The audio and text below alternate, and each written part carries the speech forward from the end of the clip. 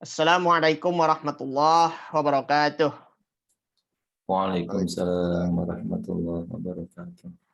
Alhamdulillahirabbil alamin wa bihi nasta'in wa ala umurid dunya waddin wassalatu wassalamu ala asyrafil anbiya'i wal mursalin wa ala alihi wa ashabihi ajma'in amma ba'du. Subhanaka la ilma lana illa ma 'allamtana innaka antal alimul hakim. Rabbis shrah li sadri wa yassir li amri wahlul 'uqdatam min lisani yafqahu qawli amma ba'du. Ayuhal kiram, ikhwan wal akhwat, wal asatis wa asatidzah rahimakumullah. Yang kami hormati Bapak Haji Helmi Yusuf MAG yang tak hadir tengah-tengah kita. Yang saya hormati ya juga Bapak Ustadz Zulhiman Effendi. Hadirin sekalian, Bapak Ibu yang dimuliakan Allah Subhanahu wa taala. Kita puji syukur kehadirat Allah Subhanahu wa taala yang mana pada kesempatan siang ini merupakan ya hari pertama kajian kita di bulan Ramadan ya. Walaupun ini kita sudah memasuki tanggal 2 Ramadan. Ini pertama kali kita melakukan kajian di bulan Ramadan ini ya supaya kita bisa mengisi waktu kita untuk mengikuti halakoh ataupun taklim. Maka supaya kita terhindar dari hal-hal yang dari kemalasan, maka kita tetap lanjutkan dengan kajian ini.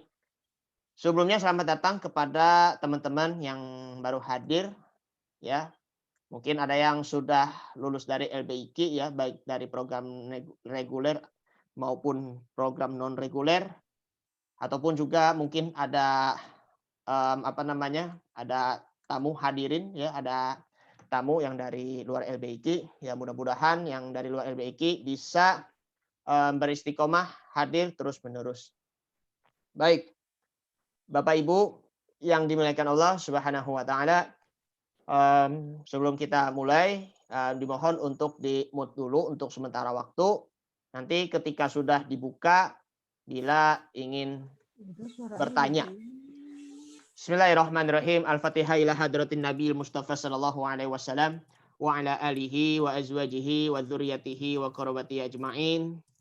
Summa ila arwahi khususun ta'lifu kitabu mustalahul hadis yakni Muhammad Shalih Al-Utsaimin wa summa Muhammad Ismail As-Sun'ani rahimahumallahu ta'ala annallaha ta'ala yu'lihima darajatihima fil jannah wa yu'idu alaina min barakatihima min asrarihima wa anwarihima wa nafahatihima fid dini wad dunya wal akhiratil Fatihah.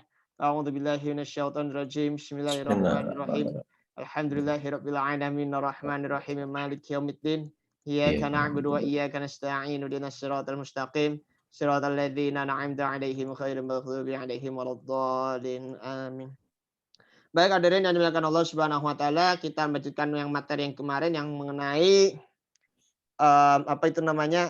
kalau nikah dengan seorang janda atau disebutnya as-saibu, maka ya memang sih as-saibanya itu apakah dia mau menikah dengan seorang calon suami supaya nanti ya suami itu bisa menafkahi istrinya maupun juga anak-anaknya sebagaimana dengan suami yang sebelumnya. Nah, sedangkan yang al-bikru itu ya dia memang harus ada izinnya dari walinya ya, dari orang tua kandungnya perempuan. Tapi kalau dianya itu diam berarti setuju. Nah, pertanyaannya di sini apakah sebetulnya kalau diamnya itu karena malu atau bagaimana seorang perempuan itu? Maka nanti bisa dijelaskan yang lebih detail oleh Bapak Haji Helmi Yusuf. Baik, langsung saja kepada Bapak Haji Helmi Yusuf alaihi tafadhol. Baik, terima kasih Ustadz Sutria. Assalamualaikum warahmatullahi wabarakatuh. Bismillah, alhamdulillah, wassalatu wassalamu ala sayyidina Muhammad ibn Abdullah al-qa'im bihuquqillah adada ma fi ilmillah salatan daimatan bidawami mulkillah wa ala alihi wa sahbihi ma daqat ila wa farajahullah amma ba'du. Para Bapak, para Ibu, para asatiz yang kami hormati, alhamdulillah kita bersyukur pada Allah Subhanahu wa taala di siang hari ini dalam keadaan berpuasa Ramadan kita tetap bisa melaksanakan taklim yang biasa kita laksanakan setiap Senin dan Rabu. Mudah-mudahan kita berharap taklim kita ini menambah nilai bagi puasa kita sehingga nanti di akhirat kelak investasi yang kita tanam pada hari ini dapat kita petik dengan nilai yang jauh lebih besar ya sambil puasa kita isi dengan taklim. Salawat dan salam semoga selalu tercurahkan ke hadrat baginda Rasul sallallahu alaihi wasallam. Baik, kita langsung saja. Bismillahirrahmanirrahim. Wa 'an Ibnu Abbas radhiyallahu anhu anna Nabiy sallallahu alaihi wasallam qala. Dari Ibnu Abbas, semoga Allah meridhoinya, bahwa Nabi sallallahu alaihi wasallam bersabda, "Al-thayyibu ahaqqu bi nafsiha min waliha wal bikru tusta'maru wa idnuha sukutuha." Al-thayyibu janda ahaqqu bi nafsiha, lebih berhak untuk menentukan dirinya dalam hal dimintakan ridhonya dan juga keinginannya dan hal memilih calon suami yang barunya gitu. Min waliha dibandingkan dengan walinya, dalam arti wali itu tidak boleh lagi memaksa perempuan yang sudah janda untuk nikah dengan laki-laki pilihan wali. Ya. Kenapa? Karena mungkin berdasarkan pengalaman hidup ya, maka setelah janda itu mungkin bercerai, baik mati apalagi bercerai hidup gitu, maka sangat memungkinkan ya si janda itu bisa kali memilih ya lelaki yang dianggapnya lebih baik untuk bisa menjadi pegangan hidupnya di masa yang akan datang. Tidak terkait dengan masalah harta, keturunan atau apapun, tapi lebih kepada kesiapan dan kemampuan sang suami itu untuk mengayomi rumah tangganya yang jauh lebih baik. Mungkin seperti itu. Itu yang dipandang tentunya oleh sang janda itu sendiri. Wal bikru tusta'maru, dan yang perawan itu diajak bermusyawarah ya, dimintakan pendapatnya. Wa idnuha sukutuha, sedangkan izin daripada sang gadis itu adalah diamnya. Para bapak, para ibu sekalian yang saya hormati, kenapa sih dalam hal pernikahan kok tidak semua orang bisa gitu ya menikahkan dirinya sendiri gitu? Kok nikah itu harus wali gitu yang berhak menikahkan orang perempuan atau ya wanitanya? Yang pertama, ini adalah aturan agama. Ya, setiap orang yang beragama Islam dia harus patuh dan loyal kepada agamanya. Dalam hal ini adalah patuh kepada Allah dan Rasul-Nya. Apa yang Allah tentukan dan yang Rasul tentukan itu menjadi kewajiban bagi seorang yang mengaku dirinya Muslim dan mukmin untuk patuh. Di sisi lain, itu yang pertama. Di sisi lain, adanya keharusan nikah dengan wali itu agar memberikan data yang akurat ya, bahwa perkawinan tersebut memang diketahui oleh pihak keluarga. Ya, dengan demikian maka antar keluarga laki dan keluarga perempuan itu sangat memungkinkan saling mengenal. Ya, saling tahu ya bahwa antara anak laki ya dan anak perempuannya ini ya sudah melangsungkan pernikahan. Itu. Sehingga terjalinlah ya dua keluarga yang awalnya terpisah sehingga menjadi keluarga yang sekarang menyatu yang diikat melalui proses perkawinan. Yang ketiga, bahwa kalau seandainya setiap orang bebas untuk menikahkan dirinya dengan siapa saja. Laki-laki dan perempuan itu berhak untuk menikahkan dirinya dengan siapa saja begitu, tanpa ada proses hormat dan patuh dengan aturan agama serta melalui ketentuan wali begitu. Maka dapat dipastikan ya bahwa bisa jadi orang itu kapan saja, di mana saja, ya, bahkan dalam waktu satu saat begitu bisa jadi dia akan menikah dengan banyak orang.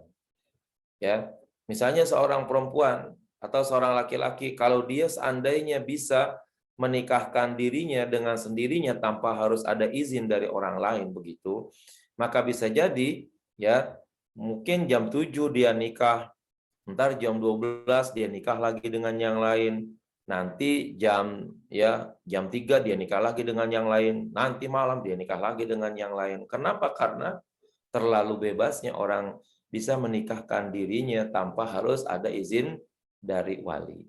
Maka itulah ya dibatasinya orang yang berhak menikahkan seseorang itu untuk memberikan data yang akurat kepada siapa seorang perempuan tersebut nikah.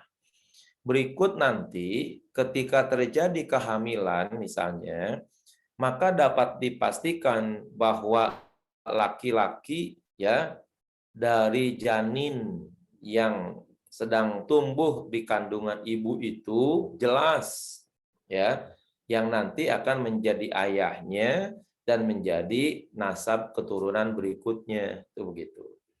Coba kalau seandainya seorang perempuan boleh menikahkan dirinya kepada siapa saja dan kapan saja begitu misalnya, ya akhirnya nanti bisa jadi ya tidak ubahnya seperti perzinahan yang sekarang saja banyak dilakukan oleh para pezina. Ya, misalnya siang dia berzina, malam dia berzina, sore dia berzina, akhirnya dengan siapa yang ia kehendaki. Hanya mungkin nanti kalau seandainya izin kawin itu tanpa wali, ya orang berzina itu ya cukup merasa aman ketika dia sudah melakukan akad di hadapan sang lelaki yang dia mau bersamanya, ya sehingga kapan saja dan di mana saja dengan laki-laki mana saja seorang perempuan akhirnya bisa melakukan pernikahan tanpa ada batasan, ya tanpa ada aturan dan lain sebagainya. Nanti ketika hamil, ya laki-laki tersebut siapa tuh yang dianggap menjadi sah menjadi bapaknya begitu. Nah maka disinilah pentingnya ada aturan wali ya untuk ditetapkan sebagai orang yang berhak menikahkan seseorang dalam sebuah keluarga begitu. Nah dalam kasus janda maka ketika dia akan menikah tetap harus menggunakan wali gitu. Tetapi dalam hal ketetapan dia mau nikah atau tidak, terus laki-laki yang dipilih itu siapa? Nah, itu janda lebih berhak menentukan dirinya.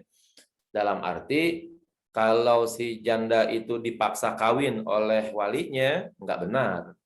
Satu. Terus yang kedua, kalau si janda itu dipaksakan nikah oleh laki-laki pilihan walinya, itu juga tidak benar juga gitu ya. Karena apa? Karena kalau udah statusnya janda, maka dia lebih berhak bagi dirinya sendiri untuk menentukannya. Menentukan kapan dia mau nikah kembali, menentukan dengan siapa ia akan menikah kembali. Sementara untuk yang bikrun, ya, yang gadis, gadis itu nanti ada dua, ada gadis yang saghirah, ada gadis yang balighah. Ya, untuk gadis yang saghirah dan balighah pada dasarnya ya itu ada pada wilayah wali mujbir. Ya, wilayah wali mujbir. Bapaknya ya, bapak kandung khususnya, kakek kandung, itulah yang punya hak wali mujbir. Boleh dia memaksakan gadis nikah dengan laki-laki pilihan bapak atau pilihan kakek. Ya, selagi masih gadis.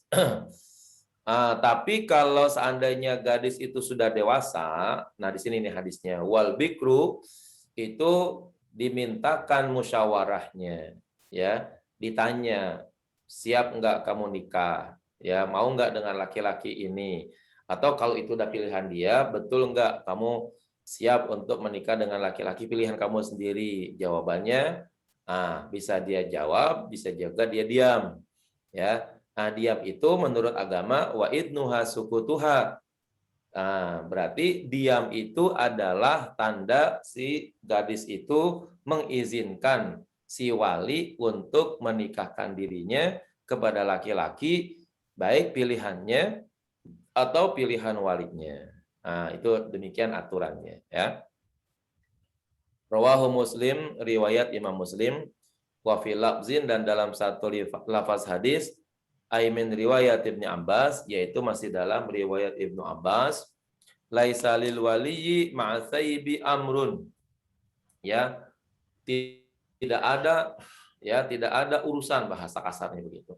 Tidak ada perkara bagi wali bersama perempuan janda. Artinya apa kalau begitu? Ya, si wali itu tidak bisa punya hak, tidak punya hak untuk menetapkan sesuatu, tidak punya hak untuk memerintahkan, ya, wanita yang janda untuk nikah atau untuk menentukan laki-laki pilihan sang wali. Tidak bisa tuh, ya. Harus ditentukan oleh sang janda itu sendiri, ya, bila mana ia mau menikah kembali dan kepada siapa ia mau menikah kembali. Wal yatimatu tusta'maru, ya, dan yatimah. Yatim itu biasanya adalah anak yang ditinggal bapaknya, ya, terus masih usia kecil. Nah, itu namanya disebut dengan yatimah. Dalam hal ini dimaksudkan adalah gadis, ya. Nah, gadis itu perlu diajak bermusyawarah, dimintakan izinnya. Gitu. Itu satu hadis yang masih juga riwayat Ibnu Abbas. Jadi ada as-sayyibu haqqu bi nafsiha min waliha wal bikru tusta'maru wa idnuha sukutuha. Ibnu Abbas meriwayatkan lagi dalam satu lafaz, laisa lil waliyyi ma'atsaybi amrun wal yatimatu tusta'maru. Nah, kalau tadi di atas riwayat Muslim, kalau sekarang riwayat Ibnu Abbas, riwayat Abu Daud, Nasai, dan disahihkan hadis tersebut oleh Ibnu Hibban. Taqaddamal kalam ala anal murad bi ahaqiyati tsayyibi bi nafsiha i'tibaru ridaha. Ya, pembicaraan telah lalu bahwa yang dimaksud dengan, ya, kepemilikan hak janda atas dirinya itu adalah dilihat dari segi ridhonya si perempuan janda tersebut. Ya, bahasa kita maunya lah gitu, ya. Maunya si perempuan tersebut bagaimana begitu, ya. Mau nggak nikah lagi, mau nggak nikah dengan si fulan atau dengan laki-laki yang lain gitu, yang dia dipilih atau dipilihkan. Kalau dipilihkan itu harus betul-betul ada kemauan yang tinggi.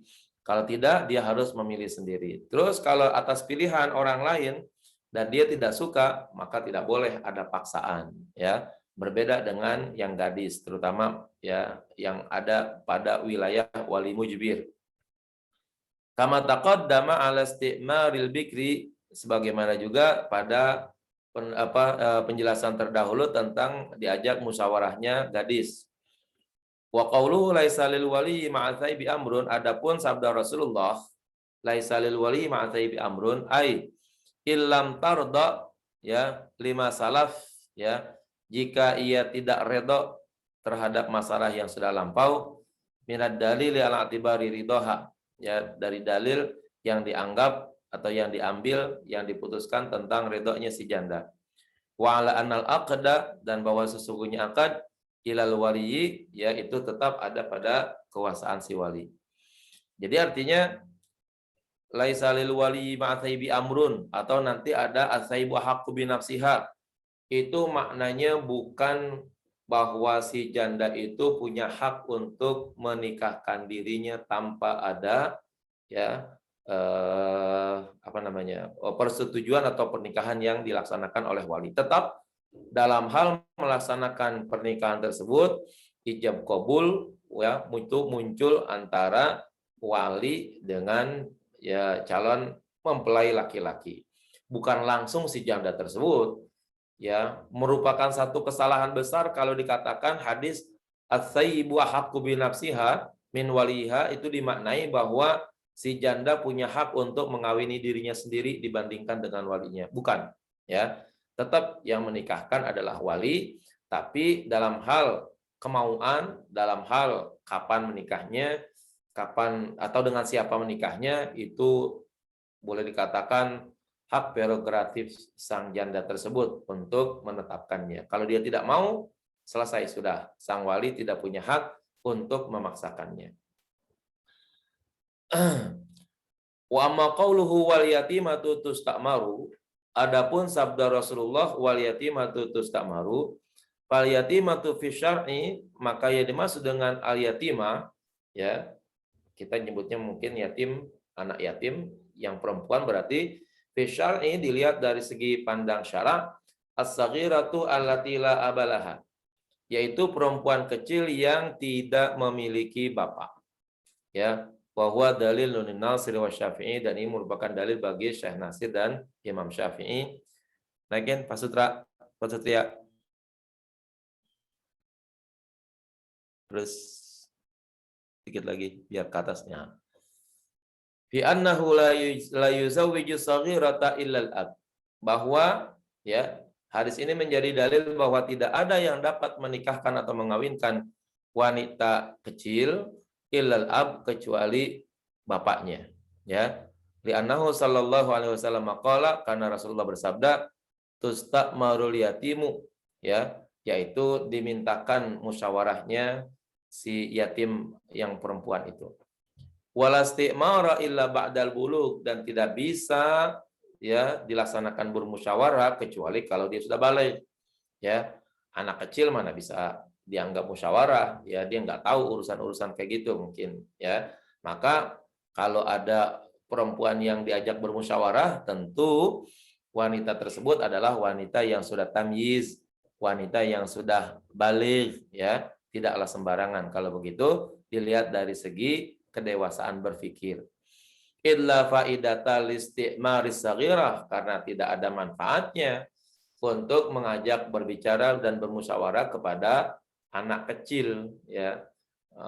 Perempuan kecil tuh nggak mungkin diajak bermusyawarah. Kenapa? Mungkin dilihat dari segi kecil, kemudian dapat dipastikan juga bahwa nilai-nilai kedewasaannya juga pasti masih kecil juga. Dalam hal ini yang disebut dengan tamyiz.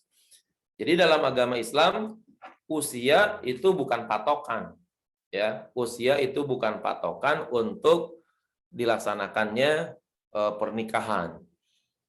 Mau kecil mau dewasa itu nggak jadi masalah, tetapi tamyiz itu menjadi patokan besar bagi laki-laki maupun perempuan ketika dia melaksanakan pernikahan tersebut, ya.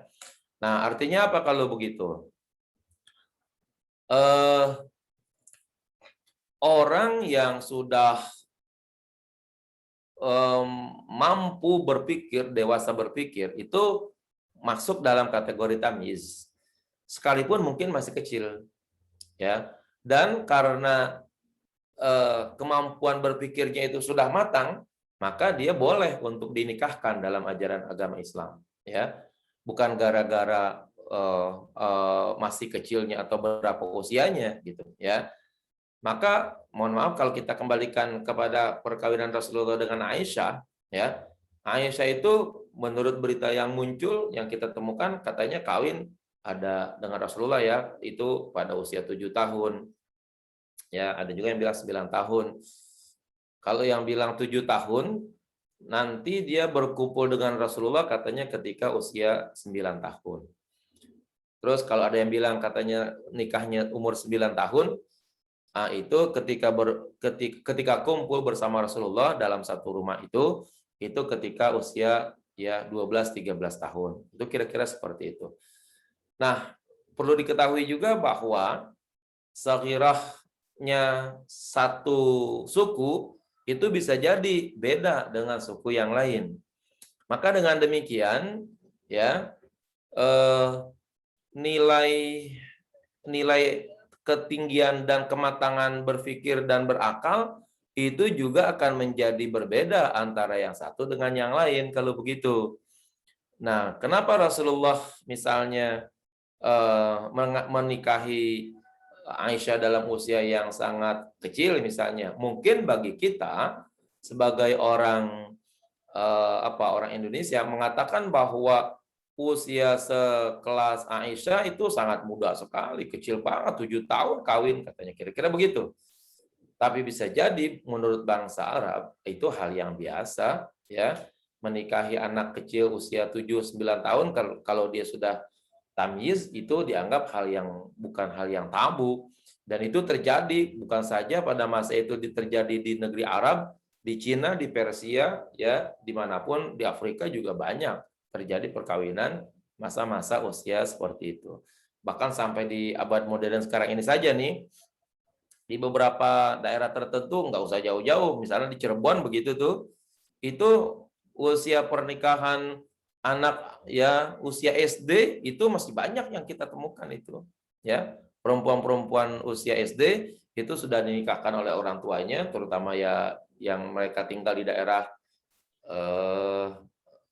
kampung begitu. Nah, itu banyak yang menjadikan ya anak-anaknya pada usia-usia muda sudah dinikahkan. Nah, jadi dengan demikian dalam agama Islam patokan usia itu bukanlah menjadi patokan mati bahasanya. Kalau sekarang di perundang-undangan, undang-undang positif ya, itu yang dipakai adalah usia. Ya, laki-laki misalnya ya usia 25, perempuan usia 21. Saya lupa tuh sekarang katanya ada perbaharuan usia laki-laki boleh nikah berapa begitu.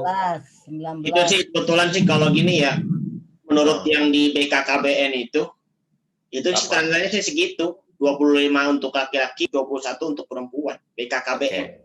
Nah, apakah itu menjadikan usia 25 itu merupakan usia tamyiz? Belum tentu, ya. Usia berakal belum tentu. Banyak orang yang idiot usianya segitu ada, ya kan? Itu. Nah, jadi mestinya kata tamyiz itu menjadi patokan tersendiri gitu, ya. Apa namanya, kematangan berpikir ditambah dengan usia mestinya begitu. Seseorang yang boleh menikah dari kalangan laki-laki apabila dia sudah matang berpikir dan dalam usia 25 tahun gitu misalnya. Sebab kalau 25 tahun tapi idiot, ya kan jadi salah juga kalau begitu. Atau 21 tahun bagi perempuan tapi idiot juga begitu misalnya, nah itu salah juga jadinya, ya.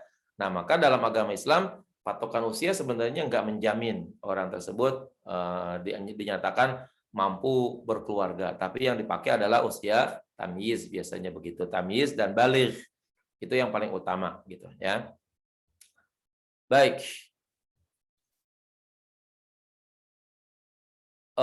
Wadhahabal Hanafiyah, dan mazhab Hanafi berpendapat ila annahu yajuzu ayyuzawijahal auliya, bahwa sesungguhnya boleh ya as-saghirah ya dikawinkan oleh walinya, mustadillina bi zahiri qaulihi ta'ala, mereka merujuk dalil dengan zahir firman Allah Ta'ala, wa in khiftum alla tuqsitu fil yatama, jika kalian takut tidak bisa berlaku adil di dalam ya anak-anak yatim, bagi anak-anak yatim.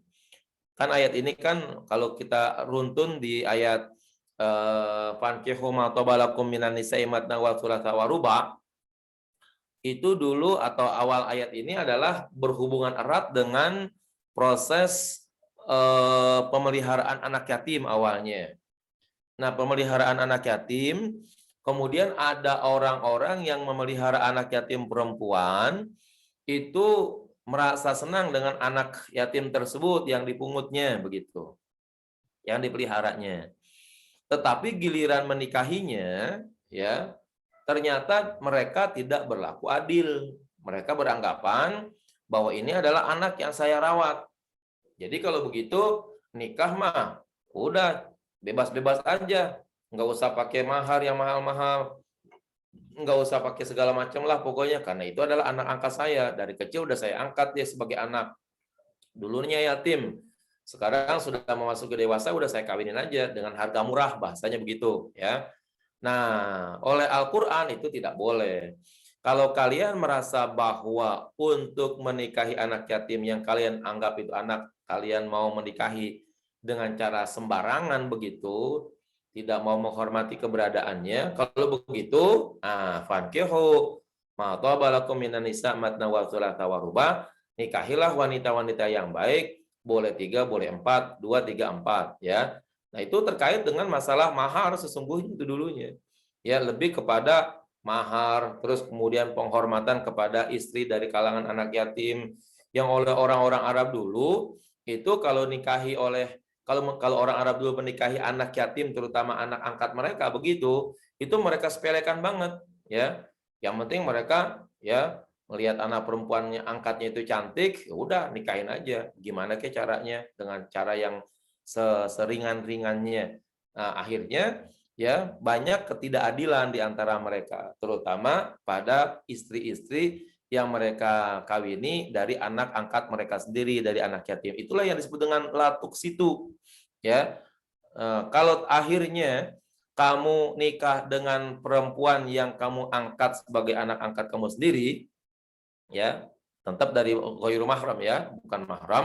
Lalu gara-gara yatimnya kemudian kamu melecehkannya gitu, tidak mau menghormatinya, kalau gitu lebih baik cari saja perempuan-perempuan thayyibah gitu, ya.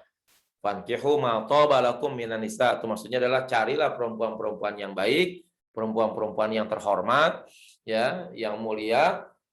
Boleh berapa?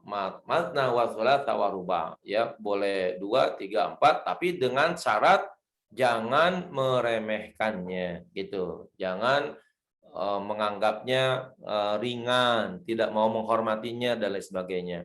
Kalau menikahi perempuan dari kalangan terhormat, dari kalangan thayyibah gitu, kan akhirnya laki-laki tersebut nggak mungkin meremehkannya, baik dalam hal pemberian mahar, pemberian nafkah, ya, pemberian tempat tinggal dan lain sebagainya itu tidak diremehkan. Nah, ini karena dulu banyak anak-anak yang dinikahi itu dari kalangan yatim yang merupakan adalah anak angkat mereka yang mereka pelihara dari kecil, akibatnya mereka memperlakukannya secara ya sembarangan terhadap istrinya yang memang dasarnya adalah anak angkat mereka semenjak mereka yatim gitu ya. Nah, itulah karena itu ya dasar pernikahan 2, 3, 4 itu dulunya adalah gara-gara tidak berlaku adil dengan istri yang lahir dari anak yatim yang mereka angkat sendiri. Itu begitu. Al-ayat. Wa ma dzukira fi sababi nuzuliha, yaitu dan yang disebutkan di dalam sebab nuzulnya ayat ini fi ayyakuna fi hijril wali, bahwa dia itu berada pada pangkuan sang wali. Laisa lahu raghbatun fi nikahiha, ya, di mana ia tidak punya keinginan untuk menikahinya. Fa inna ma yarghabu fi maliha, sesungguhnya dia itu suka ya gemar pada hartanya. Fayatazawwaju halidalika, lalu si wali tersebut menikahinya ya karena untuk mendapatkan hartanya. Fanuhu, maka mereka dilarang. Nah, jadi ada satu lagi para Bapak Ibu sekalian, yang tadi yang pertama itu adalah adanya laki-laki yang tidak berlaku adil kepada istri yang diambil dari anak-anak yatimnya. Ya, dinikahi dengan mahar yang murah, diperlakukan ya secara tidak adil dengan istrinya yang lain, itu misalnya. Yang kedua ada seorang laki-laki yang menikahi anak yatim atau anak angkatnya, terutama biasanya yatim ya, anak yatim, anak angkatnya yang dipelihara gitu, baik mahram ya, terutama yang mahram yang dekat begitu. Tapi ketika dipelihara itu memang oleh keluarga anak perempuan yatim tersebut sudah dititipi harta yang banyak begitu. Ya. Jadi anak yatim ini ketika bapaknya meninggal mendapatkan warisan. Ya, lalu dipelihara oleh seseorang. Ternyata dewasa, ya, setelah dewasa ini laki-laki yang memelihara ini bagaimana nih berpikir supaya hartanya bisa jadi milik dia. Nah, gitu, ya. Ketika berpikir dengan cara memiliki harta tersebut sebagai anak yatim tersebut dan nanti kemungkinan besar akan nikah dengan orang lain, maka harta tersebut harus diberikan kepada orang lain gitu. Nah, sekarang supaya harta yang dititipinya itu tidak pindah ke tangan orang lain yang menjadi suami anak yatim tersebut, kalau gitu kawinin aja. Ya. Kawinnya itu, nikahnya itu bukan karena senang kepada anak yatim itu, tapi lebih cenderung kepada bagaimana menguasai harta pada waktu itu, ya. Menguasai harta anak yatim yang mungkin bapaknya kaya kali pada waktu meninggal, si yatim perempuan tersebut dapat warisan banyak, misalnya dalam bentuk peternakan atau uang gitu misalnya. Lalu kan biasa tuh orang Arab dulu memelihara anak yatim. Dan memelihara anak yatim itu pasti di sana diserahkan itu. Ini anak yatim, bapaknya si fulan, harta warisnya sekian, ya. Ini ada sekian puluh ekor kambing, ada 10 ekor kerbau, ada uang, dirham dan sebagainya. Itu dibawa itu, ya, dikasih kepada si pemeliharanya gitu. Nah, tujuannya apa? Untuk menghidupi anak yatim tersebut dengan harta yang ada itu. Tapi ketika si laki-laki itu merasa bahwa harta ini kalau diambil begitu saja nggak sah begitu, nanti dikhawatirkan oleh keluarga anak yatim tersebut, maka akhirnya dinikahinya. Tapi ketika dinikahinya harta diambil, namun perilaku adil tidak ada gitu, di mana ia merasa bahwa ini anak yang saya pelihara gitu, ya. Jadi hartanya diambil tapi tidak berlaku adil gitu, ya. Maka kata Allah, daripada tidak berlaku adil kepada anak yatim hasil peliharaan kamu, lebih baik carilah wanita mulia, ya, yang mau tidak mau kamu harus berlaku hormat kepada mereka, itu begitu, ya. Maka timbullah atau turun ayat, fa in khiftum alla tuqsitu fil yatama fankihu ma taba lakum minan nisa masna wa sulasa wa ruba'. Walaysa bisarihin fi annahu yankihuha saghiratan. Dan tidak jelas pada ayat tersebut bahwa si wali tersebut menikahi perempuan saghiratan dalam usia muda. Lihtimali annahu yamna'uha al-azwaj, karena sangat memungkinkan akan ada penolakan dari pihak suami hatta tablugha, sampai anak tersebut, ya, yang kecil tadi mencapai usia dewasa. Tsumma yatazawwajuha, kemudian barulah ia menikahinya. Qalu, mereka berkata, walaha ba'dal bulughil khiyar, bagi anak yatim tersebut setelah ia dewasa memiliki hak pilih. Qiyasan alal amati, sebagai qiyas analogi kepada budak. Fa innaha takhayyarat, tukhayyara, karena budak itu diberikan hak pilih idza u'tiqat, jika dimerdekakan. Wa hiya muzawwajatun, sementara si budak tersebut sudah kawin. Wa jami'u, sedangkan titik temu hudutsu milki tasarruf, ya, adanya milik pendayagunaan, ya. Budak perempuan kalau dia punya harta, ya, lalu dimerdekakan dan punya suami, ya, dia kemudian berhak untuk mengambil harta dari tuannya. Anak yatim kalau dia udah dewasa, ya, maka dia punya hak pilih tuh, bahwa harta yang dikuasai oleh tuannya itu, oleh bapaknya kepada si pemeliharanya, itu nanti harus dikembalikan kepada yatim tersebut. Nah, daripada dikembaliin kepada sang yatim tersebut, maka si bapak angkat lebih baik mengawininya, tapi dengan harapan bahwa dialah yang kemudian terus mengelola harta tersebut. Jadi roghbahnya itu bukan roghbah kepada si perempuan untuk mengawini si yatim, tapi lebih kepada cenderung suka kepada hartanya itu, gitu, ya. Wala yakhfa dha'fu hadzal qaul wa ma yatafarra'u min jawazil fasqi wa dha'fil qiyas, dan tidak dikhawatirkan tentang lemahnya pendapat ini dan perjabangan di mana bolehnya fasakh, ya, dan lemahnya qiyas. Walihada qala Abu Yusuf la khiyara laha, ya, maka berkatalah Abu Yusuf dari mazhab Abu Hanifah, la khiyara laha, tidak ada khiyar baginya, ma qaulihi bi jawazi tazwiji ghairil abi bi ghairil abi laha, beserta ada pendapatnya dari Abu Yusuf bahwa bolehnya mengawinkan, ya, anak yatim tersebut oleh selain bapaknya, ya. Ka'annahu lam yaqul bil khiyari, seolah-olah ia menyatakan tidak ada khiyar, tidak ada hak pilih, lidha'fil qiyasi, karena lemahnya qiyas.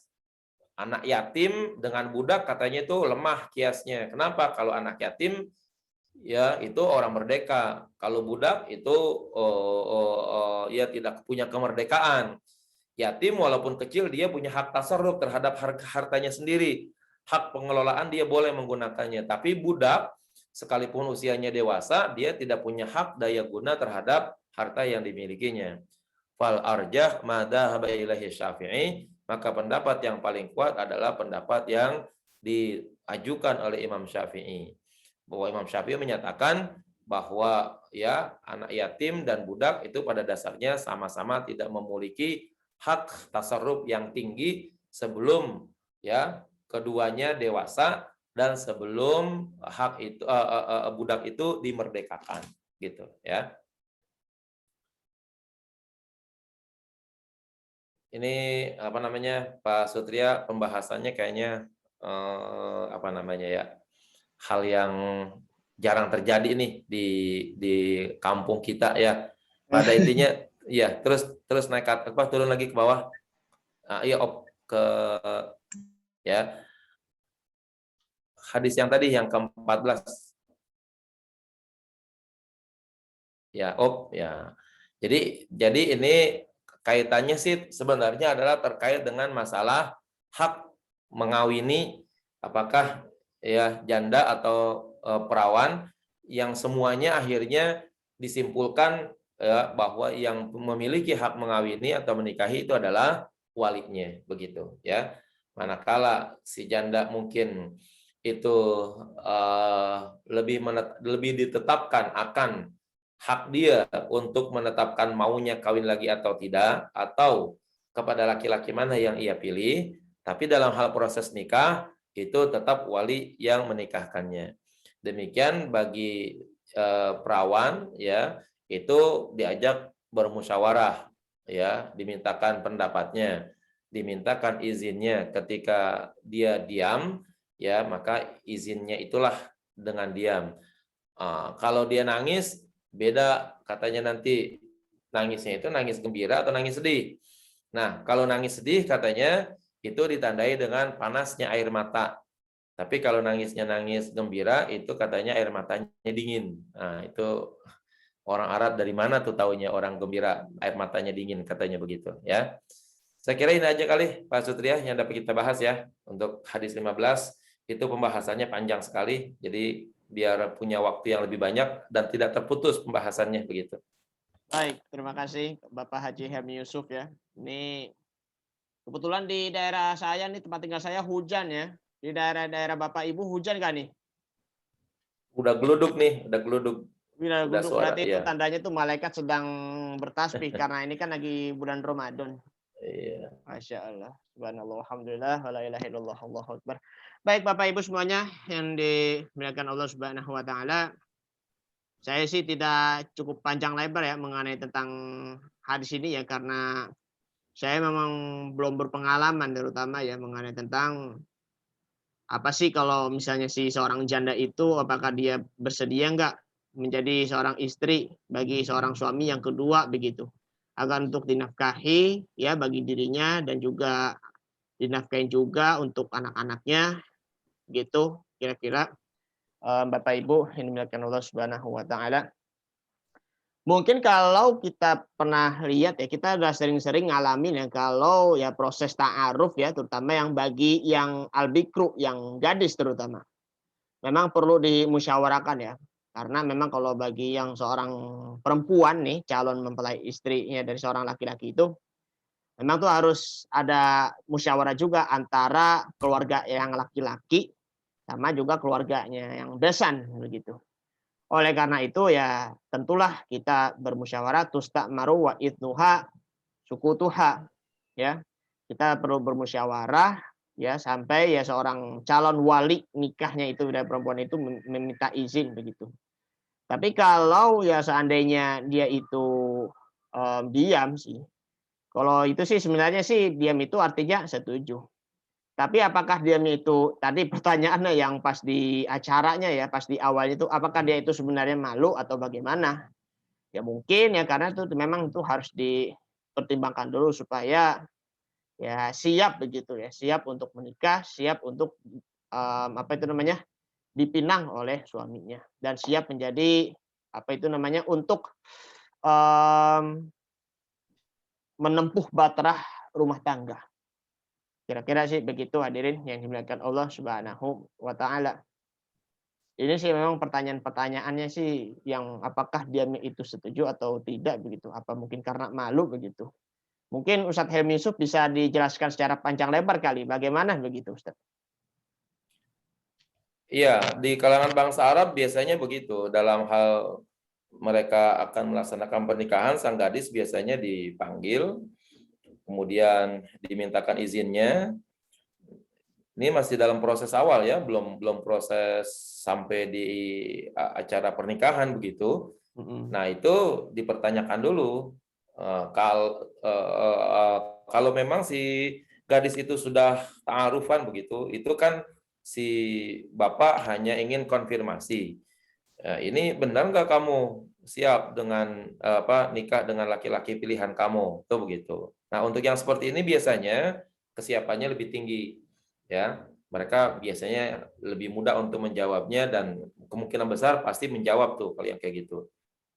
Yang paling berat adalah biasanya kalau mereka yang perempuan itu, yang gadis itu dinikahi tapi oleh pilihan bapaknya, ya. Nah, ini nih yang paling berat karena gadis itu kan wali mujbir, ya. Wali mujbir itu kan berarti si bapak masih diperkenankan untuk ya bahasanya memaksa si anak itu dengan laki-laki pilihan bapaknya, itu begitu. Nah, ini yang jadi masalah nih di sini. Seringkali ya kalau seandainya si perempuan tersebut memang merasa mau, ya itu jawabannya pasti diam, itu begitu. Atau jawaban keduanya adalah nangis, ya kan? Nah, nangis itu kemungkinan besar ada dua katanya. Nangis bisa jadi gembira, tapi juga nangis bisa jadi tidak suka gitu, ya. Nah, mereka tahu katanya nangis gembira itu katanya air matanya adem, ya. Tapi kalau nangis duka, ya nangis sedih begitu, itu katanya air matanya panas. Nah, kalau udah air matanya panas, ya berarti kalau gitu orang tua harus cari jalan lain, ya. Kalaupun tetap ingin memaksakannya, ya itu juga sebenarnya masih hak punya orang tua juga gitu. Pada akhirnya kalaupun seandainya dinikahkan juga, ya itu terjadi juga banyak yang demikian seperti itu. Bahkan tidak jarang begitu ada wanita mungkin sudah kenalan kali gitu dengan laki-laki lain, tiba-tiba itu mungkin tidak mendapatkan persetujuan dari orang tuanya, ya. Wanita Arab tuh dia sudah kenal dengan laki-laki lain tapi tidak mendapatkan persetujuan dari orang tuanya dan akhirnya orang tuanya menikahkannya dengan laki-laki yang lain. Itu yang begitu tuh bukan hal yang aneh di kalangan bangsa Arab, baik di Arab sendiri maupun juga Arab yang sudah mungkin udah bercampur lah, kayak di Indonesia itu pola-pola kayak gitu masih saja berlaku begitu, ya. Mereka sebab kadang-kadang banyak pertimbangan, di antaranya misalnya pertimbangan suku, ya. Nah, itu kalau seandainya mereka memiliki suku yang sama itu jauh lebih mudah, ya. Atau boleh jadi suku yang lebih mulia itu juga mereka mudah menerimanya. Tapi kalau ada orang Arab perempuan kemudian akhirnya harus nikah dengan suku laki-laki yang lebih rendah begitu kastanya, nah itu kadang-kadang jadi masalah juga tuh. Nah, itu yang seringkali oleh orang tuanya ditolak kadang-kadang begitu, ya. Sebab begini, kalau laki-laki Arab punya suku dengan perempuan, nanti kan yang harus diputuskan itu kan suku dari pihak perempuannya, ya. Kalau sukunya beda tuh biasanya begitu. Nah, ini seringkali orang tua tidak suka nih kalau seandainya ada anak perempuannya nikah dengan laki-laki yang tidak sesuku begitu, karena nanti dia hilang nasabnya begitu, karena harus mengikuti nasab dari pihak laki-lakinya. Nah, yang kadang-kadang ini nih, ya seringkali terjadinya seperti itu. Wanita Arab Al-Habsyi misalnya pacaran dengan Al-Jufri. Nah, itu kadang-kadang bapaknya nggak mau, ya. Kenapa? Lain suku kadang-kadang begitu. Ya karena suku anak perempuannya itu nanti harus hilang, ya, itu dengan suaminya. Tapi kalau sama-sama Al-Habsyi, sama-sama Al-Jufri, nah itu jauh lebih mudah begitu. Saya kira itu, Ustaz Setia. Baik. Jangan sampai terjadi cintaku bertepuk sebelah tangan lah, istilahnya seperti itu. Jangan sampai begitulah, cintaku bertepuk sebelah tangan. Baik, ini pertanyaan pertama nih dari Pak Eko Winarto ya, secara tertulis. Bismillahirrahmanirrahim. Kalau menikahi janda, bagaimana dalam acara pernikahan tersebut? Sebagai wali nikah harus ayahnya, padahal ayahnya tidak setuju dengan calon tersebut dan tidak mau sebagai wali. Tidak mau sebagai wali nikah. Akhirnya dengan wali hakim, apakah bisa atau sah? Ini dari Pak Eko Wirnato. Ya, wali yang tidak mau menikahi anak perempuannya, baik janda maupun perawan, itu disebut dengan wali adol namanya, ya, wali adol. Nah, ketika wali adol ini ya betul-betul menolak keras, ya tidak mau menikahi anaknya, ini akan menjadi permasalahan besar, ya, karena bisa jadi nanti akhirnya anaknya yang sudah saling mencintai itu bisa jadi melakukan tindakan yang dilarang agama, begitu. Itu yang paling khawatir di dalam agama tuh, ya. Nah, padahal dalam agama itu dimintakan oleh Rasulullah, apabila datang laki-laki yang kamu pandang dia baik dalam hal agamanya, maka nikahilah anak perempuan kamu. Kalau nanti terjadi suatu perkara yang besar, maka ya tidak ada yang dapat disalahkan kecuali kamu sendiri. Artinya itu dosanya besar dan ditanggung oleh sang wali kalau begitu. Nah, untuk itulah sebenarnya sang wali itu tidak baik kalau seandainya anak perempuannya baik janda maupun perawan yang memang sudah layak untuk menikah, lalu si wali itu menjadi adol, ya, dalam agama tuh namanya wali adol. Nah, ketika wali adol ini saking kerasnya, maka nanti akibatnya berpindahlah wali itu kepada wali hakim, ya. As-sultanu waliyu man la waliyalaha, gitu kemarin ya. Sultan atau hakim, pemerintah atau presiden, kalau dalam hal ini raja termasuk, itu adalah wali bagi orang yang tidak memiliki wali ataupun walinya tidak mau, begitu ya. Nah, kalau udah begitu maka nanti yang menikahkannya adalah pihak, kalau kita di sini penghulu jadinya. Ya, bagaimana caranya? Si perempuan itu melapor kepada KUA, ya, kriteria apa namanya permasalahan-permasalahan yang dihadapinya, dan ketika eh, si perempuan tersebut sudah memberikan laporan yang benar, maka Pak Penghulu atau pihak KUA itu menerima laporannya bahwa ini adalah dinyatakan sebagai wali amdol. Kalau begitu nanti ya si perempuan tersebut memintakan izinnya kepada Pak Penghulu untuk menikahkan dirinya. Begitu ya. Nah, adapun acara nikah atau acara walimatul arus mau dihadiri oleh wali atau tidak itu sih bukan perkara agama, itu ya, bukan perkara halal dan haram, itu terserah sang wali mau datang atau tidak gitu ya. Tapi yang paling utama adalah si perempuan tersebut ketika dia menikah, itu yang paling utama ya. Caranya yaitu kembali kepada penghulu kalau kita di sini. Nah, kalau sudah penghulu yang menikahkannya, ya bisa jadi ada dua cara. Masih mau nggak sang wali berwakil kepada penghulu?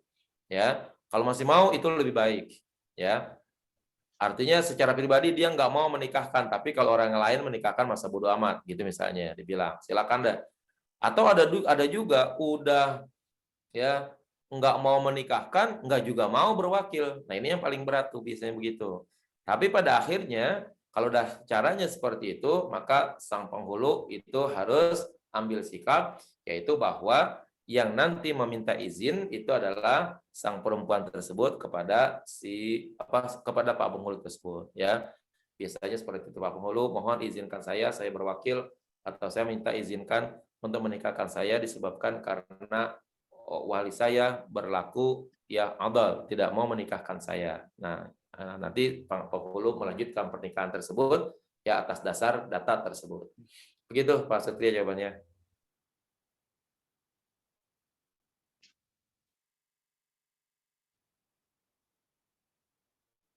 Ustadz, ada Halo, pertanyaan dari saya boleh? silakan. Tapi Pak Sutrianya ini lagi sibuk kayaknya ini. Oh enggak, ini karena pengen mau temporary unmute tapi kok pencet sini di kosong. Baik, Pak Zuriman silakan Pak. Baik, Ustadz ini kasus Ustadz. Jadinya kasus ini Ya. terjadi perdebatan antara saya sama orang tersebut. Jadinya gini Ustadz. Jadinya ada teman saya nikah dengan perempuan yang bapaknya tidak ketahuan. Karena bapaknya ini, ibunya ini dulu TKI Ustadz. Lagi Pak. Maaf Pak Zulman. Pak Zulman. Eh, Pak Zul. Jadi saya gini. Halo, Diulang Assalamualaikum. dikit. Saya kehilangan ini. Oh, baik. Jadi ada teman nikah sama seseorang yang tidak punya bapak. Karena Ya. ibunya itu adalah TKI di Arab. Lalu setelah Ya. itu di Arab, dia cari katanya bapaknya tapi tidak ketemu. Nah, karena apa namanya itu mereka tuh saling cinta mencintai begitu Ustaz, dan kebetulan mereka tuh ada ikut pengajian tertentu ya, menurut saya itu sesat gitu Ustaz ya.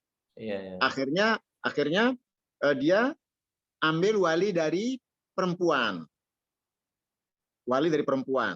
Saya ngotot itu tidak sah hukumnya. Karena kalau kamu ngambil wali dari perempuan, itu berdasarkan hadis yang sahih, as-sultanu waliyun yang tadi Ustadz sampaikan tadi. Ya, betul. Oh enggak. Nah, dia bilang enggak katanya. Dia punya dalil Ustadz. Nah, dalilnya ini dia bilang sampai saya catat Ustadz. Ini boleh saya sebut enggak Ustadz? Boleh. Nah, gini dia bilang. Dalilnya itu satu. Dia bilang anin Nabi sallallahu alaihi wasallam annahu qala wal khalu waliyun malla waliyalah.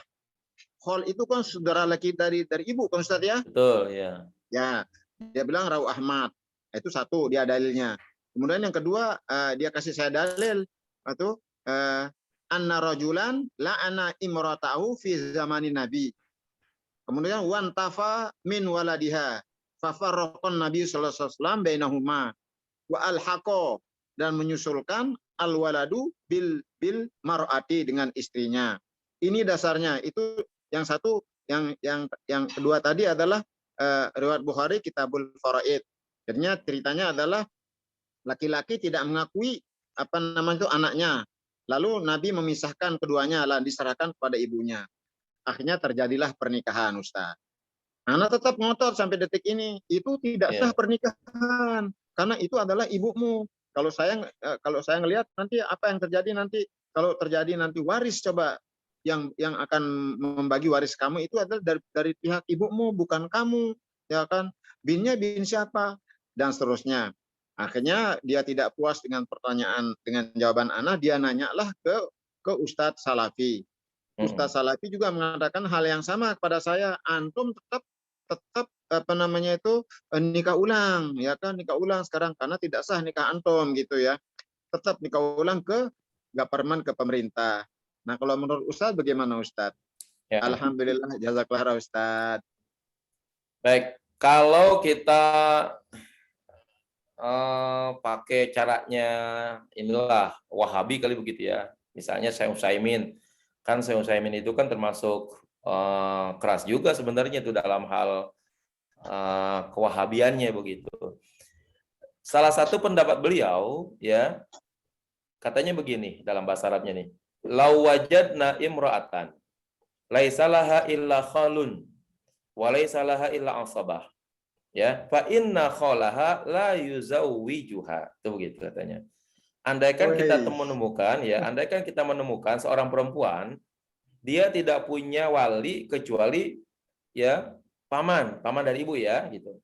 Ya. Dan nggak punya asabah lainnya, ya. Asabah tuh keluarga dari bapak gitu. Fa inna khalaha la yuzawwijuha, ya. Maka pamannya itu tidak berhak untuk mengawininya. Tapi yuzawwijuhal qadi al-hakim asy-syar'i. Tapi yang benar mengawininya adalah qadi atau hakim yang diangkat secara syariat. Ya, sekarang kalau kita bilang tumpang hulu dah begitu ya. Kenapa li'anna jami'a man yati min qibalil wahdaha laisa lahu wilayatun nikah. Karena semua orang siapapun yang datang dari pihak ibu itu tidak punya kewalian, tidak punya hak wilayah untuk menikahkan ya. la yuzawwiju, dia tidak boleh mengawini, ya, mengawinkan. Wa yajibu annunatibahali hada. Maka wajib bagi kita untuk mengingatkan ini, li'anna ba'dhan nas, karena sebagian manusia yazunnu, menduga, annal akh minal bahwa saudara daripada ibu lahu wilayatun fin nikah, dianggapnya punya hak wilayah, punya hak kewalian dalam nikah. Walaisa kadzalika, padahal bukan begitu. Ini pendapatnya Syekh Utsaimin. Ya, kalau saya bilang mah Utsaimin udah termasuk biangnya Wahabi. Iya, Ya kan? iya. Biangnya Wahabi Iya, itu Syekh Utsaimin, ya. Kalau yang setingkat Syekh Utsaimin yang Wahabinya keras banget begitu, maka ya di bawah itu pendapat udah banget ditolak dah kalau begitu, ya kan? Maka kalau ada orang mengatakan bahwa paman dari ibu itu berhak menikahi, itu adalah batil jadinya begitu. Betul. Ya. Nah, begitu Pak Zul ya. Ya, ngerti Ustadz. Ya. Berarti Ini nggak saya salah, langsung Ustadz. ngambil dari Syekh Utsaimin tadi itu. Ya. Ya, Nah. berarti nasihat saya nggak salah sama beliau. Oh betul, ya, bagus itu. Ya. Ya. Sekarang Ustadz. Afwan. Baik, ada pertanyaan lagi? Tadi sudah 2 orang. Yang baru nih, Pak Yahya Abdul Rashid, Pak. Assalamualaikum. Pak Yahya. Salam warahmatullahi wabarakatuh. Pak Yai. Silakan Iya. Pak Yahya. Saya udah dengan Pak Yai Helmi mah urusannya urusan MBIK Balago aja. Ya, tapi mesti juga sih, karena memang sih banyak studi kasus-kasusnya tuh yang di masyarakat kita khususnya ya. Mungkin barangkali tuh kalau kita pernah dengar kalau orang yang lagi di luar negeri tuh, misalnya laki-laki nih. Laki-laki dia kebetulan mau menikah nih sama perempuan kan di Indonesia, tapi si laki-lakinya itu nggak bisa, ya kan, nggak bisa jadi pengantin. Maka tuh yang berhaknya itu ya bapaknya dari laki-lakinya itu. Maka pernikahannya sah, ya, si perempuannya itu sudah jadi istri, maka si istrinya itu ya pergi ke Mesir misalnya, udah bertemu dengan suaminya gitu.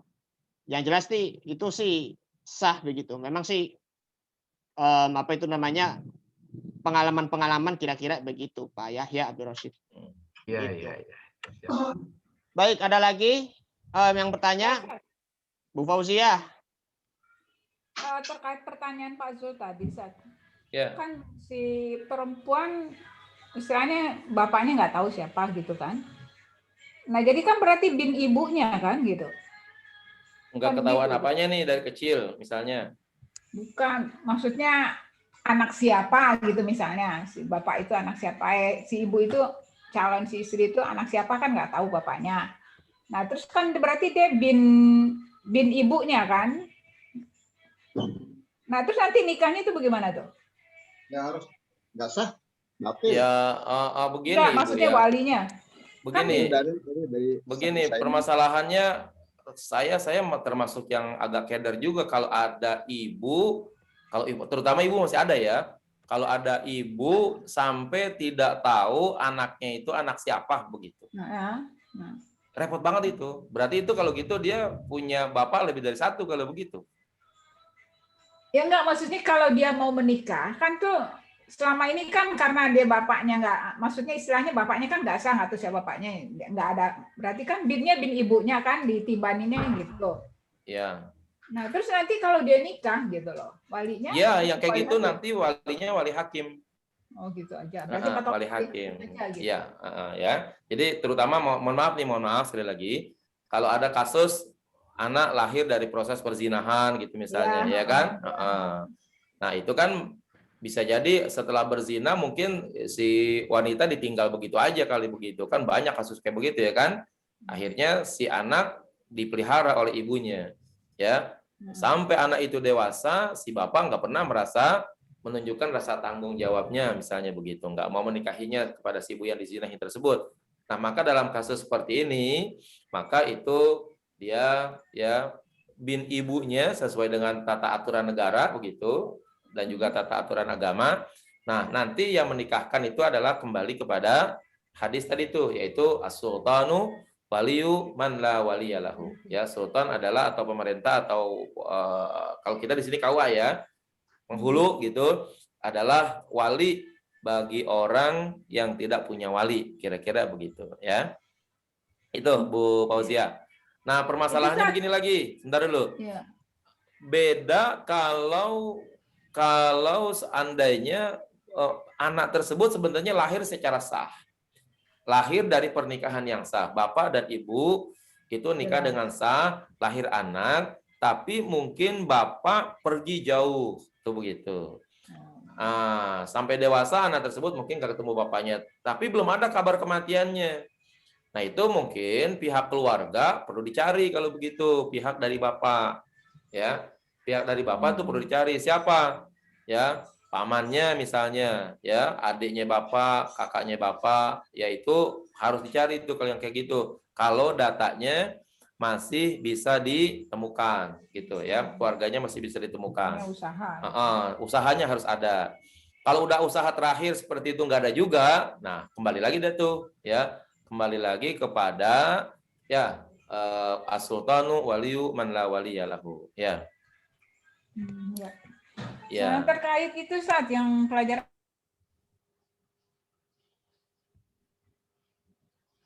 Ya. Halo Bu Fauzia. Ibu. Anu, Jangan di mute Bu, enggak kedengaran Bu. Ya, Ulang Bu. pertanyaan dengan pelajaran yang tadi. Maksudnya memang banyak kasusnya dulu gitu, anak yatim dipelihara terus dinikahin gitu. Iya, itu kasus ayat fa in khiftum alla tuqsitu fil yatama fankihu ma taba lakum minan nisa masna wa sulasa wa rubah. Itu kasusnya adalah kasus anak yatim, Ibu. Iya, maksudnya dipelihara dari kecil, Iya, malah betul. dinikahin gitu. Iya, banyak yang kayak begitu. Itu udah kebiasaan orang Arab kok begitu, emang budayanya. Jadi orang Arab tuh kalau ada orang meninggal, ya, meninggalkan orang wafat ya maksudnya, wafat, lalu kemudian meninggalkan anak, itu anaknya memang istilahnya menjadi tanggung jawab keluarga atau menjadi tanggung jawab orang yang mau merawatnya begitu. Ya enggak, memang budayanya di sana begitu gitu. Iya, dipelihara begitu. Gede Ya. dikawinin gitu berarti. Betul, banyak, tapi nggak semuanya. Nggak semuanya begitu. Tapi memang udah jadi budaya. Apakah mau mengawini atau tidak itu tergantung, ya kan? Tapi yang pasti memelihara anak yatim atau kemudian akhirnya menikahkannya itu jadi budaya, ada seperti itu, tapi tidak selalu gitu, ya. Memang ada gitu, ya. Ada. Berarti gitu. Dilecehkan gitu ya kayaknya. Ya dulunya begitu jadinya, seolah-olah kalau dia menikahi dengan anak angkatnya sendiri itu bahasanya maharnya murah, ya, perlakuannya juga mungkin tidak sama dengan istri-istri yang lain begitu, karena dianggap itu adalah anaknya sendiri begitu, ya. Dan apalagi kalau motifnya bukan karena senang kepada orangnya, tapi senang kepada hartanya, nah itu lebih bahaya lagi begitu, ya. Baik, yang terkait dengan masalah anak TKI, sama nih mungkin. Anak TKI itu lahir dari anak yang kasusnya zina atau kasusnya nikah benar gitu. Walaupun nikahnya nikah siri kali begitu. Kalau seandainya anak TKI, ini dari Ibu Kanti, kalau nikahnya nikah siri dan nikah-nikah yang layak begitu, maka sebenarnya yang tetap menjadi wali itu adalah bapaknya. Artinya harus diupayakan, ada upaya untuk menghubungi bapaknya, ya, yang benar gitu, bapaknya yang sebenarnya begitu. Tapi kalau dulu pada waktu kasus kehamilan si anak tersebut adalah bahwa ya dia melakukan hubungan zina dengan tuannya begitu, atau tuannya memperkosa pembantunya itu, ya, maka yang terjadi adalah bahwa anak tersebut kan berarti bukan anak resmi kalau begitu, bukan anak sah, ya, karena itu melalui proses perzinahan kalau begitu. Kalau itu maka tidak perlu lagi dihubungi orang tuanya yang memperkosanya atau yang menzinahinya. Karena dihubungi atau tidak kan tetap saja anak perempuan tersebut tidak bisa berwali kepada bapak zinanya begitu, ya. Nah, kalau prosesnya perzinahan, ya. Nah, dengan demikian maka beralihlah, ya, anak hasil zina tersebut itu walinya kepada wali hakim. Dan itu sih sebenarnya tidak perlu orang mana-mana, orang kampung sendiri juga, sekalipun bapaknya ada nongkrong di situ, tapi kalau dulu adalah prosesnya perzinahan, maka apalagi kalau anak tersebut lahir sudah di atas 6 bulan begitu, ya, atau maaf nikahnya dinikahin tapi udah usia 6 bulan kandungan, itu saja nasabnya nggak bisa diarahkan ke bapaknya, ya. Kalau perzinahan seperti itu pastinya dari bulan-bulan pertama kehamilan itu ya kedua pasangan tersebut sudah harus menikah, baru nanti dianggap sah nisbatnya. Paling lambat itu 4 bulan. Kalau udah 6 bulan, ya misalnya ada orang berzina, ya baru nikah itu setelah kandungannya berusia 6 bulan, itu tidak bisa tuh dinisbatkan kepada bapak pezinahnya, bapak yang menzinahi ibunya itu, ya. Jadi nggak usah jauh-jauh lah, di kampung sendiri juga kalau ada, tetap dia tidak diperlukan sebagai wali, ya, karena dia adalah menjadi bapak dari proses perzinahan begitu.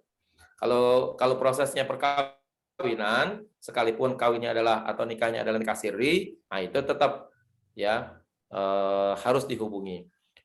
Ya, nanti kalau kita pelajari di Arab itu banyak tuh proses-proses pernikahan, ada nikah misyar, ada nikah siri, ada nikah syighar dan lain sebagainya. Sekarang yang masih berlaku tuh nikah siri dan nikah misyar itu. Syukran Ustaz. Apa? Tapi kalau seandainya anak ini berarti kalau dinikahi oleh ayah yang menzinahinya sebelum 6 bulan itu masih bisa diakui gitu Ustadz maksudnya? Ya, menurut mazhab fikih yang mutabarah, kalau seorang dua orang pasang berzina lalu buru-buru menikah begitu sebelum usia kandungannya 4 bulan, maka itu masih bisa dinisbatkan kepada bapaknya itu. Ya, sebelum usia 6 bulan. Kalau udah lewat 6 bulan, walaupun dinikahi, ya itu tidak bisa dinisbatkan kepada bapaknya. Ya, jadi hanya kepada ibunya. Ya, kalau urusan tata negara, misalnya akte, ya tetap sih masih bisa diperkenankan. Tapi secara agama, ya ketika nikahnya itu sudah di usia kandungan 6 bulan, itu udah nggak boleh dianggap sebagai bapaknya gitu, ya nggak bisa dinisbatkan kepada bapaknya karena 6 bulan itu adalah masa bayi sudah sempurna dan sangat memungkinkan sebenarnya bisa lahir walaupun mungkin ya tidak utuh gitu, ya karena usia paling rendah perkawinan itu adalah 6 bulan, ya. Jadi dalam Al-Qur'an disebutkan salatsina syahran, ya salatsina syahran wa hamluhu wa fisaluhu salatsuna syahran. Mengandung dan menyapihnya itu adalah 30 bulan. Nah, perhitungannya apa? 2 tahun menyusui. Nah, 2 tahun menyusui itu kan berarti 24 bulan, ya. Nah, sisa daripada 30 bulan adalah diambil 24 bulan adalah 6 bulan. Nah, 6 bulan itu menurut Al-Qur'an adalah usia paling rendah bagi bayi untuk lahir, ya usia paling rendah untuk lahir. Jadi usia itu udah sempurna. Nah, tapi yang paling baik ya kalau sudah memiliki imunitas yang tinggi, yaitu kalau sudah berusia 9 bulan 10 hari. Maka nanti gini, kalau seseorang nikah gitu, seorang nikah, nggak zina nih, ya seorang nikah dengan pasangannya, ya sejoli nikah, anggaplah bulan Januari biar gampang. Maka kita hitung tuh, ya Januari, Februari, Maret, April, Mei, Juni. Nah, kalau seandainya dia lahir bulan Juni, maka dia tidak boleh dikatakan sebagai perzinahan. Karena sangat memungkinkan orang lahir itu dalam usia 6 bulan, ya. Nah, tapi kalau dia nikah bulan Januari, ya tiba-tiba ya Januari, Februari, Maret, April, Mei misalnya atau Juni awal dia sudah melahirkan. Nah, berarti ini kemungkinan adalah hasil perzinahan kalau begitu, ya. Itu sebagai tolak ukurnya kira-kira seperti itu. Apaan satu lagi Ustaz? Oke. Kalau seandainya anak yang di dalam kandungannya itu bukan dari anak laki-laki yang menikahinya. Ada kasus seperti itu. Itu meskipun masih di bawah 5 bulan sudah dinikahi, apa bisa laki-laki yang menikahi itu tapi itu kan nasabnya tetap sebenarnya ke ayah kandungnya sebenarnya yang menzinahi dia. Tapi ini dia dinikahi oleh laki-laki lain yang tahu secara persis bahwa anak yang dalam kandungan si calon istrinya itu bukan anak dia. Itu bagaimana terus? Ya. Sama sih kasusnya seperti itu, ya artinya anak yang dikandungnya itu tidak dinisbatkan kepada si bapaknya yang sekarang ini yang menikahi istrinya itu ya, yang menikahi perempuan tersebut yang dalam keadaan hamil, sekalipun usia kandungannya masih usia muda, 2 bulan, 3 bulan, 4 bulan gitu. Permasalahannya karena sekarang yang menikahinya itu adalah bukan laki-laki yang menzinahinya. Sehingga nisbatnya pun tidak bisa disampaikan kepada si laki-laki yang mengawini si perempuan yang dizinahi tersebut. Secara zahir atau secara darah kali begitu ya, bukan secara agama, nisbat hubungan mungkin kepada bapak yang menzinahinya tuh. Itu kalau kita cek misalnya melalui DNA, maka hubungannya kepada bapak yang menzinahinya itu. Ya, bukan kepada laki-laki yang sekarang mengawini ibunya, ya. Jadi sekalipun dinikahi dalam usia muda, kandungan muda, misalnya 2 bulan nih, ada orang ya taruhlah misalnya untuk menutupi aib kali begitu, udah nikah, udah hamil, lalu dipanggil laki-laki lain, ternyata laki-laki itu mau untuk menikahinya. Nah, hamil dengan laki-laki lain, nikah dengan laki-laki lain. Nah, begitu kan kasusnya tuh menjadi begitu ya. Nah, maka tetap ini anak tidak bisa dinisbatkan kepada suami yang sekarang menikahinya. Secara DNA tetap dihubungkan kepada bapak yang menzinahinya. Permasalahannya secara agama itu tidak sah. Maka kalau begitu anak ini adalah tetap bin ibunya. Ya, anak itu adalah bin ibunya. Maksudnya tidak sah? Karena yang bibitnya itu kan dari laki-laki yang menzinahinya. Iya, gitu kan? Ya, hukum pernikahannya mereka itu tetap sah kan? Oh, kalau nikahnya sah, nikah suami istri itu sah, ya. Tapi anak yang lahir itu kan bukan dari suami yang menikahinya gitu kan, dari laki-laki yang menzinahinya, itu masalahnya. Ya, artinya pada saat menikah tidak bisa kan dia, meskipun di masyarakat anak ini dia suami. Oh iya, secara umum masyarakat mungkin berpendapat demikian, tetapi masalah agama kan tidak bisa dianggap hasil keputusan musyawarah masyarakat masalahnya, ya kan? Iya, jadi tetap anak tersebut adalah bin ibunya.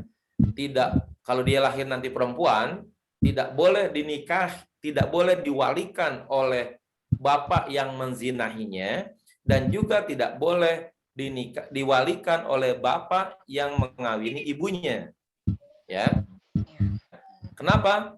Tidak boleh diwalikan oleh bapak yang menzinahinya karena memang prosesnya proses zina. Gitu. Terus tidak boleh diwalikan oleh bapak yang menikahi ibunya karena bahasanya tuh bibitnya bukan dari dia gitu, ya. Bukan dari suami yang resmi menikahi ibunya. Jadi itu anak akhirnya ya dinisbatkanlah kepada ibunya begitu. Terima kasih Ustaz. Syukur. Oke. Cukup kali Pak Setia. Boleh Ustaz. Kenapa? Hamil dengan yang lain, nikahnya dengan yang lain, si perempuan boleh dinikahkan? Boleh kalau zina. Kalau proses nikahnya atau hamil dalam pernikahan itu yang nggak boleh. Misalnya A sama B nikah, terus hamil, cerai atau mati tiba-tiba ya, suaminya cerai atau mati gitu, istrinya dalam kondisi hamil. Nah ini berarti nggak boleh nikah dengan orang lain. Tunggu sampai dia melahirkan. Ya, masa iddahnya itu melahirkan. Nah, tapi kalau orang zina itu kan tidak ada hukum yang menjadikan dia terhalang untuk nikah, ya. Maka orang zina hamil boleh dinikahi gitu. Nikah sama yang lain gitu kan jadi. Ya, nggak apa-apa. Mungkin jauh lebih baik daripada nggak nikah gitu. Nggak dinikahi atau terus berzina gitu misalnya, ya. Ustaz, Ustadz, satu lagi dong nanya, Afwan. Oke. Mantap, Bu Nena. Akhirnya ya Allah. Ayo semangat. Allah, kedoliman akan musnah sekalipun langit akan runtuh, Ustadz Dirga. Allah. Ustadz, Semangat, ini Bu. kalau Ustadz, kalau yang dinikahi di bawah 4 bulan itu, batas 4 bulan itu kan boleh berarti ya, sama yang menzinainya. Nah itu nanti dalam wali nanti anak, misalkan anaknya wanita nih nanti keluar nih perempuan, nanti boleh nggak diwalikan juga bagi waris gitu? Boleh, Atau kalau di pakai bawah bin 4 boleh? bulan ya, boleh. Oh 4 bulan, oh Ya, begitu. 4 bulan. Ya, Baik, karena 4 Ustadz. bulan kan baru masuk ruh, belum sempurna gitu. Ya baik Ustadz, syukuran. Ustadz Dirga. Azim. Oke. Baik. Syukuran Ustadz Dirga. Assalamualaikum. Oke, udah setengah 3 nih. Oke, Nanti Bu. ibu-ibu ada yang mau masak kali. Ya, silakan. Dia mau masak Bapak Ustadz. Haji ditutup dulu. Baik ya. Nanya udah ditutup nih. Iya. Ibu-ibu mau masak, ibu-ibu. Iya. Nah, Terima kasih kepada Bapak, para Ibu yang hari ini tetap istiqomah untuk melaksanakan taklim via Zoom. Mudah-mudahan Amin. sedikit ilmu bisa menjadi cahaya bagi kita dan menambah keberkahan hari-hari kita. Mohon maaf dalam penyampaian mungkin banyak kekurangan di sana-sini dan kita akhiri dengan kafaratul majelis. Subhanakallahumma wa bihamdika asyhadu an la ilaha illa anta astaghfiruka wa atubu ilaik. Sallallahu alaihi wasallam Muhammad alhamdulillahirabbil alamin. Assalamualaikum warahmatullahi wabarakatuh. Waalaikumsalam warahmatullahi wabarakatuh. Ayo foto dulu yuk semuanya. Lagi bulan Ramadan nih. Foto dulu nih ya. Yuk. Bapak, Bu Nena, Bu Fauzia, Bu Tri, Di dapur Dirga. Mbak Dita. Mana Bu Nena nih? apa? Buka Lagi di dapur kamera. Bu Nena. Kameranya dibuka, Bu. Iya. Siap. Bu Mia. Siap. Buka kamera ya. Nah, ini belum muncul nih Bu Nena nih. Ayo. Udah nih. Dah, oke. 1, 2, 3. Gaya bebas. Asik. Oke, baik. Demikian apa yang Syukuran disampaikan. Ustadz Dirga. Afwan Bu. Mohon maaf, saya selaku MC ataupun ya Ustadz Helmi sebagai narasumber. Terima kasih atas kehadirannya. Mudah-mudahan di hari Senin depan mohon untuk kehadirannya ya Bu ya. Yang banyak Bu, Insya Allah. supaya nanti bisa meramaikan Bu ya. Kalau Ya. nggak ada Bu Nena nggak rame. Ustadz Dirga. Baik, Ikan saya bawal pamit dulu ya, diasinin. Pak Ustadz Dirga, Dirga. saya pamit duluan. Ada Ya, Zoom Bu. lagi soalnya. Ya. Ustadz Dirga, Baik, ikan Ustadz. bawal diasinin. Bulan Sawal dikawinin. Aduh, ya Allah. Ini Iya. hal-hal yang begitu Amin. ini ya. Yang penting sih ingetin aja sih. Ya bulan Syawalnya kapan ya kan kita kan nggak tahu. Ya, Sawal 14. Ikan sepat, ikan gabus, semakin cepat, semakin bagus. Oh gitu Itu Ustadz. mah secara Emang. umum sih. Tapi bulan Syawalnya kapan? Kan nggak tahu. Ya kan tahunnya kapan? Amin aja Oke. Ustadz Dirga. Amin. Amin Bu, amin. Diadoakan saja. Amin ya Muji Bisailin. Ya terima kasih. Ya, Wassalamualaikum maaf wassalamualaikum ya. warahmatullahi wabarakatuh. Waalaikumsalam warahmatullahi wabarakatuh. Mohon maaf semuanya. Mohon maaf Barangkali ada juga, yang Bu. salah.